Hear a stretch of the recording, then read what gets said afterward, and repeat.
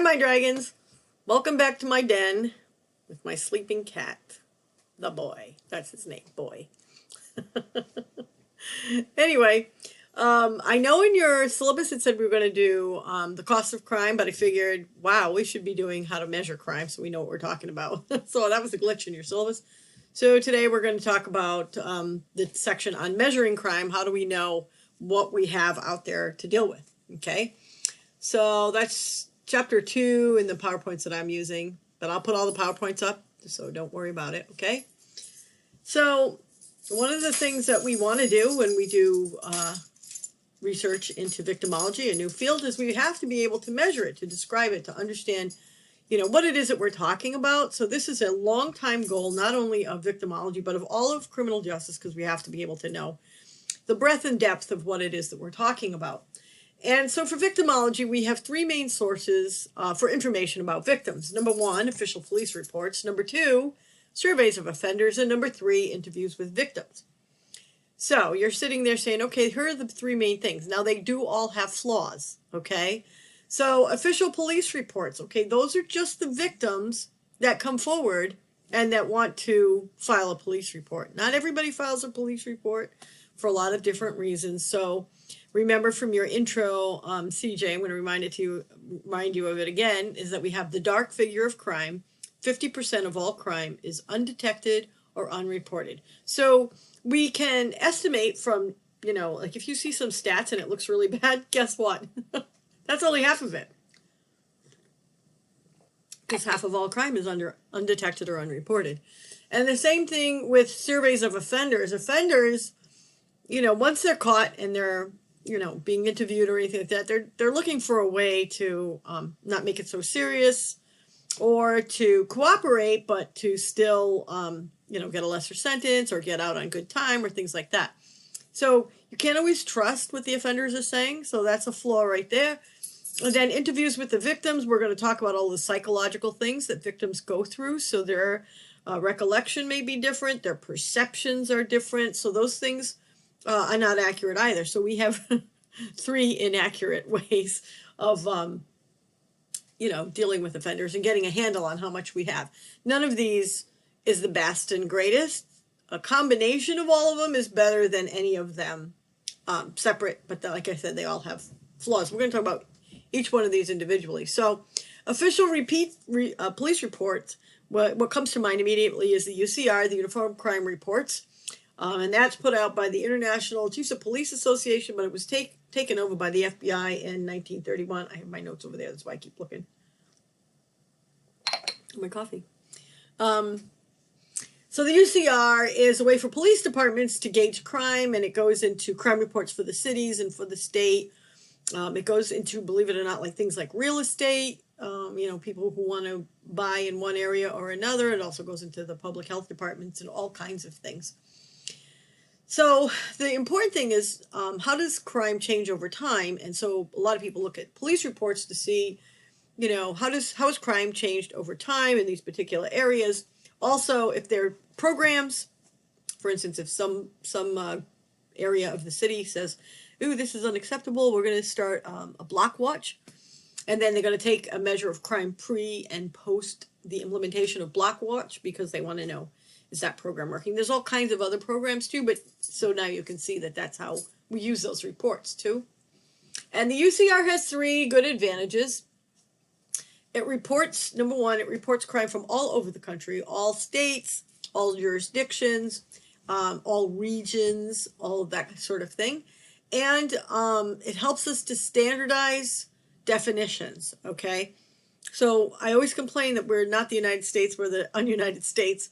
But at least this comes close to trying to get some uniformity into things, and there are some differences still, into things, into 2 groups.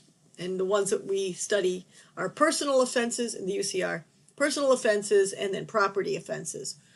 So when you talk about personal offenses, you're talking about robbery and murder and rape, forcible rape, aggravated assault. And property crimes are burglary, larceny, theft, motor vehicle theft, arson, that kind of thing. So they're good standardization of terms to lay a foundation, but of course those things change because of regional or other types of differences. So You have to always check the fine print when you're in a different state to make sure that everybody's talking about the same thing, because seriously, the way they do things from state to state is very strange. And this is especially true for things like sex offender registries and things like that. I mean, there's so much variation that it, you know, it really makes things problematic. So it's very important that we have all those together. And this is an approximation, the UCR, not perfect, but, you know, could be better. So that's another thing. And then the UCR collects a lot of details about index crimes. So these can identify patterns and trends. There's also a statistical test called analysis of trend that you'll get to when you get into research methods. But that is very, very important because it follows what's going on in a particular area. And we have graduates that's all they do for different police departments and FBI and things like that. They're doing trend analysis. So just something for you to look forward to in research methods. The UCR does have some disadvantages like we talked about before, and three big ones. Number one, that dark figure of crime, like I mentioned, half of all the crime is undetected or unreported. And that is because, you know, I like to tell my students, we only catch the bad criminals, the ones that make mistakes, the ones that are easy to catch. We don't catch the shady ones, the ones that are really good at crime. Okay? That should put the fear of God in everyone, but nobody really talks about that. So yeah, we only catch the ones that slip up. We're not really good at catching the really, really slimy ones. So it's hard to get a good measure of that. Okay? Also, the UCR does this hierarchy kind of reporting system. So only one offense, usually the most serious offense, is the one that gets recorded.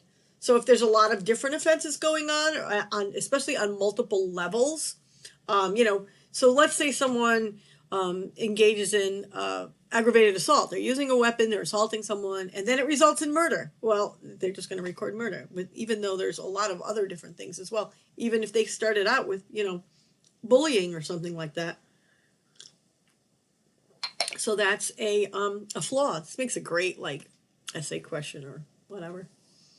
And then third, it gives very little information on the victim offender dyad, you know, especially if you're usually only looking at personal offenses, okay, not really little, you know, property offenses.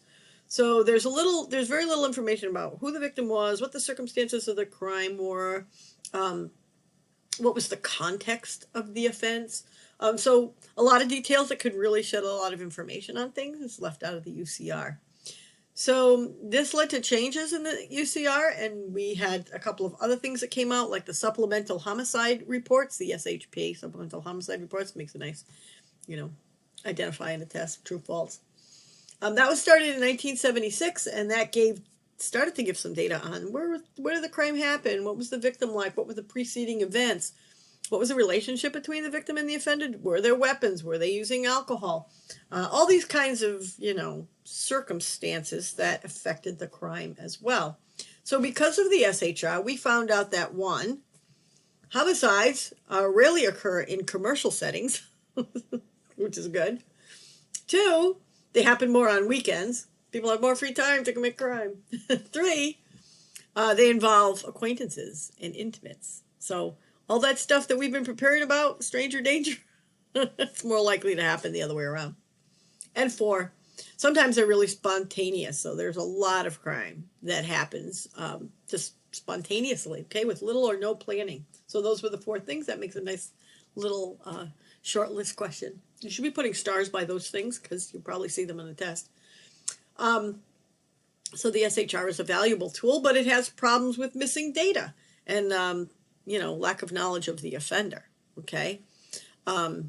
When you get further down in your career at Tiffin University and you get some other courses, you will see that even when they get to trial, there are things that the judge knows about a case that the jury doesn't know if it's jury trial.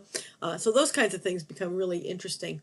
So the best changes have come about with NIBRS, N-I-B-R-E-S. You can see it on your thing. National Incident-Based Reporting System, which was really good. And NIBRS has three different advantages over the UCI. Number one, NIBRS collects data on over 22 categories of offenses. So that's a lot more data collection and a lot larger breadth. So the breadth and the depth of NIBRS is bigger.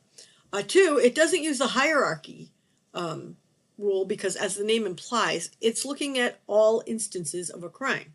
So in the example I gave you before with aggravated assault that ended up in murder, they're going to talk about all of those things as well. They're going to report all of that as well. And NIBRS also collects 53 data elements, most not found in traditional UCR, such as the presence of weapons, property loss, the number of victims, the number of offenders, arrestee information, police information, all of that kind of stuff. So NIBRS has a big advantage over UCR, and a lot of people in the law enforcement community really enjoy using things like that because it gives you just so much more information, and more information gives you a better course of action. The downside of it is that it requires someone or a group of people to be tech savvy. But a lot of police departments have really gone high tech. They've made the investment and things like that. The bad part is, though, that police departments that can't afford it, or rural police departments that don't have the demand for it, they're not going to have the data. So there's this artificial thing where the cities that can't afford it have better reporting. It's not that it's better reporting, it's just that they have a better mechanism and better tools at their disposal. So you've got to keep that in mind. It's not that things don't happen in the country. Believe me, I live in the country. There's just as much, if not more, horrible things that are going on in the country. It's just that they don't have the tech or the tech savvy. I'll get into that later. But the things they don't know, it's really crazy. But the good thing about the country is that if you've ever watched the television show Bewitched, there was a nosy neighbor called Gladys Kravitz, and she was a window monitor. She would look outside and go, look what's happening in the neighborhood. There's a lot of that in rural areas, okay? The people in the community find things out way before the police. So if you guys live in the rural areas of Ohio, you know that this is so true, like really true. I have some neighbors down the street, farmers, and man, they know everything. They know everything and everybody. So they're the first to know about crimes. So yeah, you have to be tech savvy for all of that sort of thing. Secondly, the victimization surveys. Okay, I told you that some people are going to be reluctant to report that they've been victimized. And it started about 40 years ago. President Johnson, Lyndon B. Johnson, started this. He had this war on crime. Okay, we're going to declare war on crime because he didn't like the crime waves, and he wanted to do something about it. So they wanted accurate information. They wanted accurate information for all over the country. So these surveys became really more prominent, and people started to depend on them, especially criminal justice agencies and police. And what they do is they contact the victims directly and ask them if they've been victims of crime.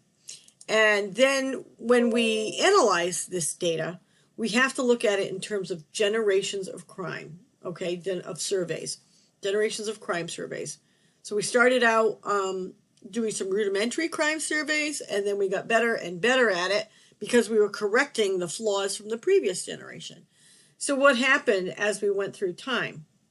Well, the more victimization surveys we did and the more refinement that we did of them, the more crime that we found.